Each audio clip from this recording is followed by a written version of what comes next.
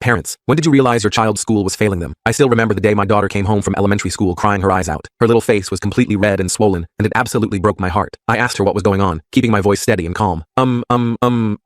This continued for a few minutes. My daughter has a speech impediment, so this was nothing new, but still, her stuttering was lasting longer than usual, which made me immediately suspicious. After 10 minutes, she finally said enough for me to make out what was going on. Well, kinda. I knew it was something about her teacher, and the class laughing at her. It was enough for me to be filled with rage. In front of her, I kept my cool and used my usual dad trick. I grabbed a piece of paper, scribbled a world's coolest daughter certificate onto it, and handed it to her. Through her tears, she started giggling, and finished her evening with a bath and Body Works bath bomb. The next day, after I dropped her off, I waited in the car park. After 20 minutes had passed, I sneaked into her elementary school and stood outside the door of her classroom. I honestly had no idea what I was doing, or what exactly I was looking for. I just knew I needed to do something, and after just a few minutes, I got my answer. The teacher asked the class a question, and my daughter's hand shot right up. A feeling of pride filled my veins, but that was soon replaced with rage.